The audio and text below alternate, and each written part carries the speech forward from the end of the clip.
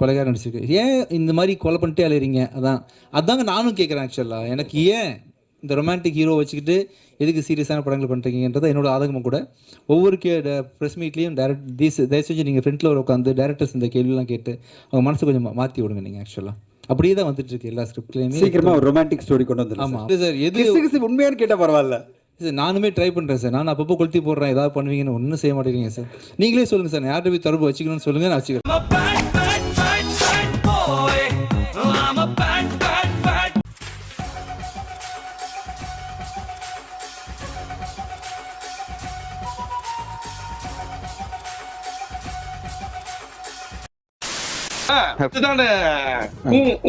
அது வாயில முழுசா சொல்லுங்க, ஞாபகம் இருக்கா உங்களுக்கு?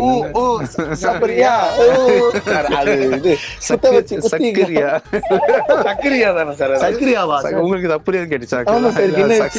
அப்படிதான் மனசு நல்லா வச்சு.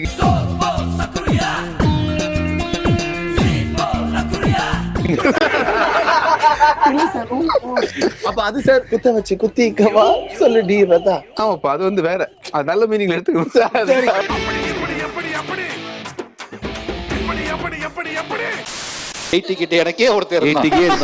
பாத்தீங்களா, இது வந்து தவிர்க்க முடியாத ஒரு நபர் நினைக்கிறேன், அந்த பாய் பெஸ்டின்ற கேரக்டர். எனக்கு ஆக்சுவலா இந்த டேர்மே புரியல. ஃப்ரெண்ட்னா ஃப்ரெண்ட், லவர்னா லவர். இந்த பாய் பெஸ்டின்றது என்ன புரியல. க்ளோஸ் ஃப்ரெண்ட், க்ளோஸ் பாய்ஸ், ஃப்ரெண்டுக்கு மேல லவருக்கு கீழ. தலைவரே திமிங்கல தானோ ஆறு கடல் சேரும் அந்த இடத்தில் இத பாட்டு விட்ட உழுவ மீன் விட்டதையா மச்சாய். எந்த படமும் மோஸ்ட்லி வந்து என்னோட இதில் குப்பை, ஐயோ பார்க்க முடியாது அப்படின்ற மாதிரி ஒரு பேரை வாங்கினதே இல்லை, இனிமேலும் வாங்காது. அதை மெயின்டைன் பண்ணுறது 100%. படத்துக்குன்னு ஒரு ஸ்டாண்டர்ட் இருக்கு இல்லையா? இது படம்னா ஒரு 2 hours ஓடுப்பா பார்க்கலாம் அப்படின்ற ஒரு நம்பகத்தன்மையை வந்து கண்டிப்பாக அது எல்லா படமே கிரியேட் பண்ணும். பிச்சைக்காரன் 2லையுமே அந்த ஃப்ளாஷ்பேக் எபிசோடில் ஒன்று பண்ணிட்டீங்க.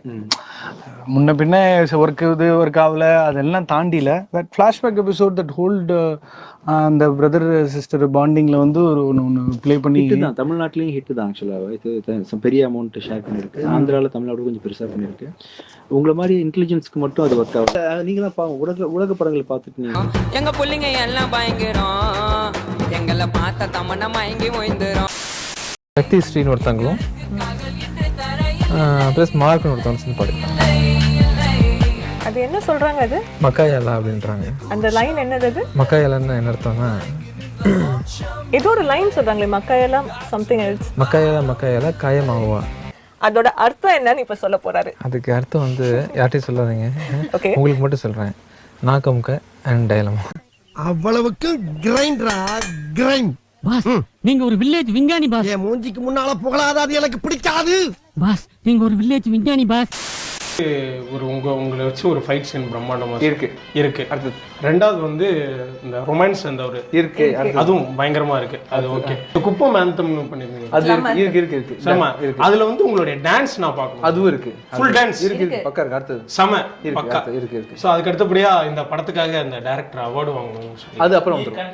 அது நடக்கும். பிளாக் ஷீப் அவார்டு வாங்கி கொடுத்துருவீங்க நீங்க. டிஜிட்டல் அவார்ட்லாம் கொடுங்க. அதான் டிஜிட்டல் அவார்ட்ஸ் அதுல கொடுத்துருங்க. அதுவும் இருக்கு. அடுத்தது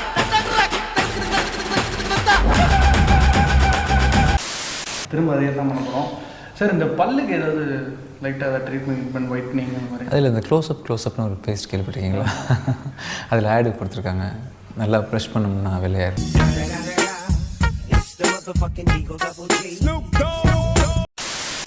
இவர் ஒன் ஆஃப் ஃபர்ஸ்ட் ஹீரோ கோலிவுட்ல வந்து வாங்க நடிக்க போகலாம், ஷூட் இது பண்ணலாம். ஹீரோ கான்ஃபிடென்ட்டா இருந்தா டீம் அப்படியே ஃபாலோ பண்ணிடுவாங்க. பரவாயில்ல, ஹீரோவே வந்துட்டாரா, என்ன பண்ண நமக்கு. சோ அவர் ஏன்னா அது அவரை பத்தி மட்டும் அவர் யோசிக்கலாம். அதை சுத்தி இருந்த பல குடும்பம் இருக்கு இல்லையா, எல்லாருக்கும் லைஃப் இருக்கு. ஏன்னா கோவிட்ல நிறைய பேருக்கு வேலை இல்லை இல்லையா. சோ அந்த ஒரு பெரிய ஒரு விஷயம் அவர் அப்படி பண்ணது. அவர் ரியல் ஹீரோ தான். டக்குன்னு சொன்னது ஒரு ஷாக்ல. ஆமா, தூக்கம் வந்துச்சு டக்கு.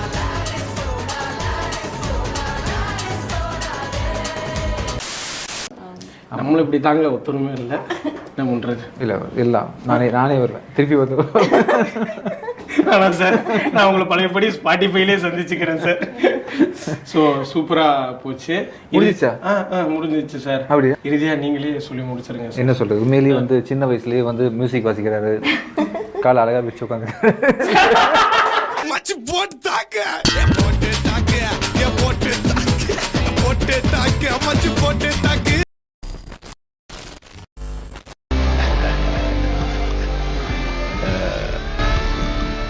ஓரளவுக்கு மேல நம்ம கிட்ட பேச்சே கிடையாது.